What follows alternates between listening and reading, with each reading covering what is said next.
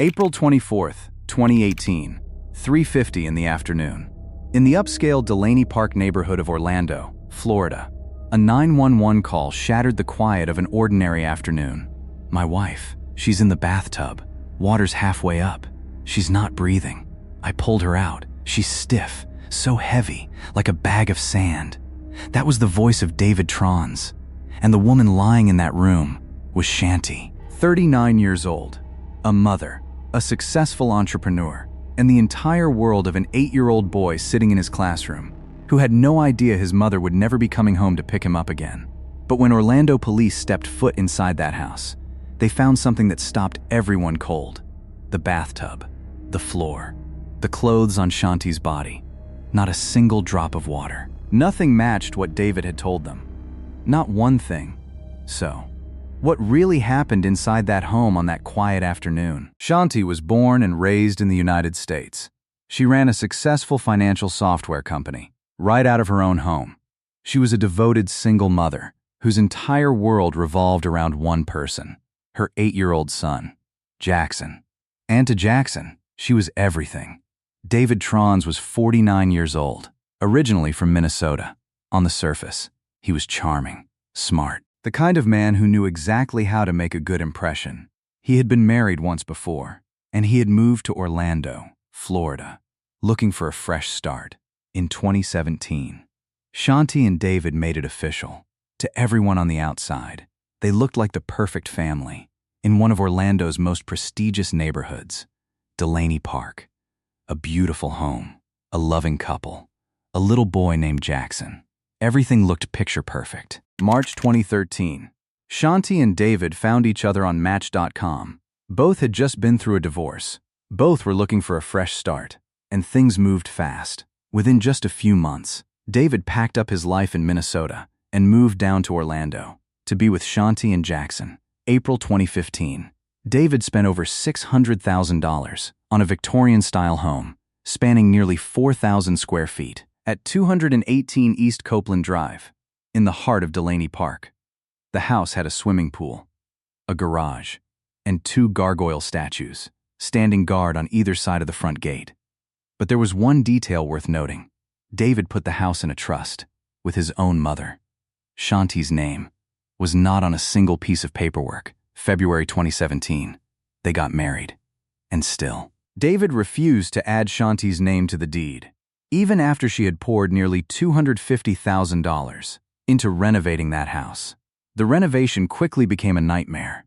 The house was torn apart, to the point where no one could live in it. The entire family was forced to move into a small apartment above the garage. The marriage began to crack. David repeatedly refused to contribute financially. Every bill, every expense, every cost of the renovation fell on Shanti's shoulders. And still, her name was on nothing. Not one piece of paper, not one document, nothing. About 1 week before April 24th, 2018, a production crew from a home renovation reality show came to meet with the couple. They wanted to feature the house on television. For David, this was everything he had been hoping for. A way out. A solution to a renovation that had no end in sight. But Shanti said no. She didn't want their private life put on display for the world to see. That decision, according to prosecutors, pushed the tension between them to a breaking point. April 18th, 2018. 6 days before the murder, David picked up his personal cell phone and recorded a video. In that video, Shanti and Jackson were walking out of the house.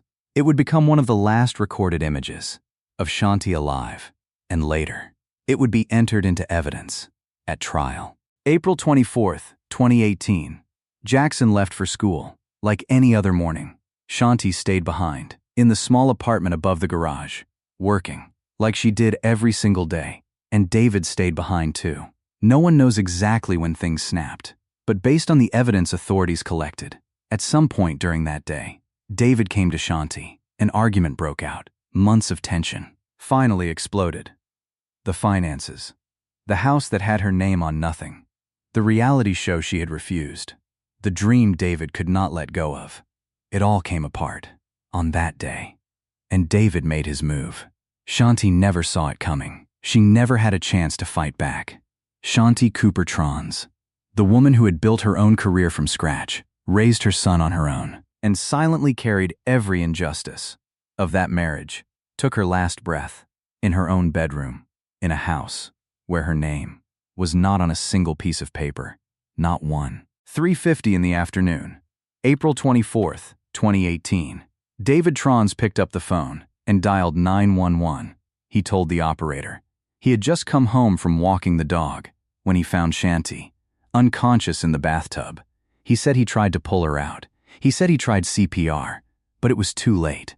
The 911 operator who took that call later made a note. The call sounded staged. It didn't sound real. Within minutes, emergency units were dispatched to 218 East Copeland Drive. Within minutes, officers arrived at 218 East Copeland Drive. David Tronnes was standing outside, waiting for them. His face was pale. His eyes were red. But the investigators noticed something immediately. David would sob uncontrollably, then stop, answer questions calmly, as if nothing had happened, then break down again. Investigators noted it in their report. David's reaction to his wife's death appeared to be performed. He seemed to be exaggerating his own grief. When they stepped inside the house, nothing matched. Not one detail lined up with what David had told them. Every single thing he said contradicted what they were seeing with their own eyes. And then they found it. Blood. On the edge of the bed. In the bedroom. Not in the bathroom. The bedroom. The autopsy results erased every word of David's story. According to the medical examiner, Shanti did not die from an accident. She was the victim of a deliberate attack. The injuries found on her body, according to prosecutors, could not have been the result of a fall in the bathtub. The official ruling: homicide. That same afternoon, David Tronnes was asked to come in to Orlando Police Department headquarters. And David agreed, voluntarily. At Orlando Police Department headquarters, David Tronnes sat down across from investigators. At first, he cooperated. He told his story smoothly. Walking the dog, coming home, finding Shanti in the bathtub. One moment he was sobbing. The next, he was calm, eerily calm. But the investigators were not convinced. They started pressing. Specific questions, small details, every inconsistency, every contradiction. And when David was backed into a corner, his story started to shift. Details changed. Nothing lined up, nothing held together. Then one investigator looked David directly in the eyes. "You have been fake crying for 7, 8 hours today. Not a single real tear, not 1 ounce of genuine remorse for that woman's death." David was questioned for 14 straight hours. And through all of it, he never changed his story. In the end, investigators did not have enough to hold him. And David Tronnes walked out the door, a free man. For now. But the investigators knew this was far from over. After David walked out, investigators did not rest. In the weeks that followed, they began peeling back every layer of David Tronnes' life. The first major break came from phone data. Investigators determined that Shanti's phone last showed movement at 11:19 p.m. on the night of April 23, 2018, and it went completely dark until authorities recovered it the following afternoon. That raised a critical question. When did Shanti actually die? Then there was her computer. Shanti's personal files contained private notes, written in her own words. Direct evidence of the conflict inside that marriage, the financial injustice she had endured in the final months of her life. One piece at a time, the picture of David Tronnes came into focus, and it was not the picture he wanted anyone to see. 4 months of investigating, and by the end of it, prosecutors had built a case that was nearly impossible to tear apart. The physical evidence came first. Shanti's blood was found on the edge of the bed, in the bedroom, not the bathroom, the bedroom. That single detail destroyed David's entire story. But there was more. A set of bed sheets, stained with blood, had been recovered from the apartment where Shanti died. Those sheets had been hidden from authorities for nearly a year, concealed by David's own attorney, who never turned them over. When that came to light, it sent shockwaves through the entire trial. Then there was the insurance. David himself admitted it during his interrogation. Shanti had a life insurance policy worth $250,000 with one sole beneficiary, David. By August 2018, the state attorney's office in Florida had seen enough. The case was ready. 4 months of investigating. And on August 29, 2018, authorities finally had enough to act. The Orlando Police Department officially arrested David Tronnes and charged him with first-degree murder. He was taken into custody with no bond. He would wait behind bars until trial. But what investigators found among David's personal belongings at the time of his arrest was something no one saw coming. Shanti's engagement ring, a ring worth $15,000. The same ring David had told police was stolen. His attempt to stage a robbery. But the truth was, David had moved that ring to his mother's house just days after Shanti died, and investigators found it there. That ring became critical evidence at trial. It dismantled David's robbery theory completely. David Tronnes was behind bars, and he maintained his innocence. But the case against him was only getting stronger, because while David sat in jail, waiting for trial, investigators received a call from an unexpected witness, someone who had shared a cell with David. And what that person heard David say, behind those walls, was something investigators could not ignore. October 12, 2023. 5 years after Shanti died, the trial finally began at Orange County Courthouse in Orlando, Florida. Prosecutors opened with words that left no room for doubt. She was brutally attacked, and her life was taken from her. This was personal. This was intentional. Over 6 days of testimony, prosecutors laid out the evidence, piece by piece. A forensic expert told the jury that the injuries found on Shanti's body could not have been caused by a fall in the bathtub, not under any circumstances. A witness testified about Shanti's state of mind in the final week of her life, the tension she carried, the fear. Investigators walked the jury through every step of the investigation. The defense called no witnesses. David chose not to testify. On October 18, 2023, the final day of trial, the jury filed out of the courtroom to begin deliberations. 5 hours later, they came back. The judge asked David if he had anything to say. David said one word: no. David Tronnes was found guilty of first-degree murder. He was sentenced to life in prison, with no possibility of parole, no chance of early release, no second chances. Life. The verdict came down, and it spread across the country, almost instantly.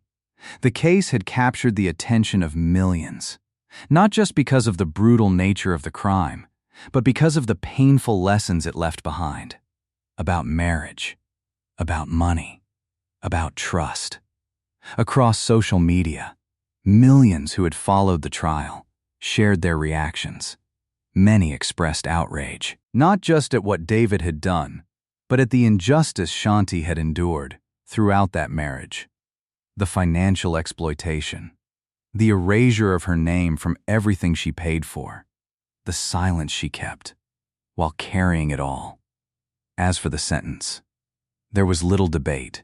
Most agreed that life in prison was exactly what David Tronnes deserved. Some felt more should have been done. Some felt it still wasn't enough. But on one thing, everyone agreed. Justice had been served 5 years later, but it had been served. The case of Shanti Cooper-Tronnes became one of the most talked about marriage murder cases in America in 2023. The case is closed. David Tronnes will spend the rest of his life behind bars. But before we go, there's something I want to ask you. Do you think justice was truly served? A man who took the life of his own wife, a woman who trusted him, who loved him, who poured everything she had into building a life with him. He received life in prison. No death penalty. Some of you may feel, that is enough. Some of you may feel, it will never be enough. And I want to ask you something else. In today's world, could a case like this have been prevented? What are the signs we need to recognize before it is too late? The financial control, the name left off every document, the isolation, the power imbalance, hiding behind a beautiful home in a quiet neighborhood. Were the warning signs there all along? Leave your thoughts in the comments below. I read every single one. This case is not just Shanti's story. It is a warning for all of us. Lesson 1. Trust your instincts. When a relationship leaves you constantly worried about your finances, your safety, your future, that is not normal. Your instincts do not warn you without reason. If something feels wrong, trust that feeling. Lesson 2. Financial transparency in a marriage is not a sign of distrust. It is the foundation. In any relationship, assets, legal rights, finances, all of it needs to be clearly established from the very beginning. Love cannot replace legal documentation. Lesson 3.